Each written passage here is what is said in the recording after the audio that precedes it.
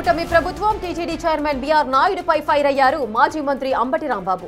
దేవుడిని అడ్డు పెట్టుకొని సీఎం చంద్రబాబు రాజకీయాలు చేస్తున్నారని ఆరోపించారు అంబటి.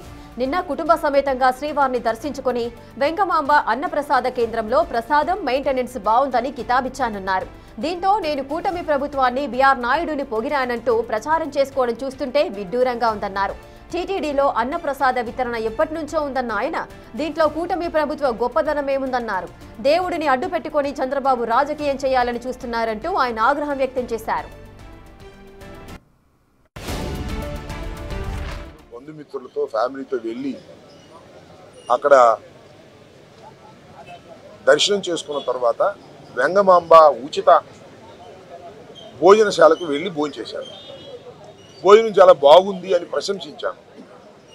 నీట్గా జరుగుతుందని నేను చెప్పాను. అది కొత్తగా జరుగుతుంది కాదు, 1985లో ప్రారంభించబడినటువంటి ఉచిత అన్నదాన ప్రసాదం అప్పటి నుంచి ఇప్పటి వరకు సాగుతూ ఉంది.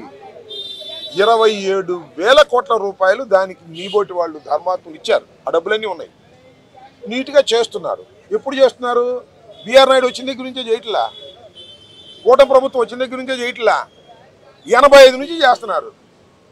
ఇవాళ నేను అది ప్రశంసిస్తే ఈ ఎల్లో మీడియా బీఆర్ నాయుడిని మెచ్చుకున్నానంట. బీఆర్ నాయుడు నేను ఎందుకు మెచ్చుకుంటాను? బీఆర్ నాయుడు ఏమన్నా భక్తుడా? బీఆర్ నాయుడు అనే వ్యక్తి ఒక వ్యాపారస్తుడు, ఒక పొలిటికల్ బ్రోకర్.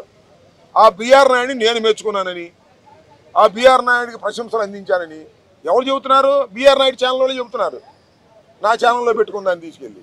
ఎందుకని ఇలా చేస్తున్నా నాకు అర్థం కాదు.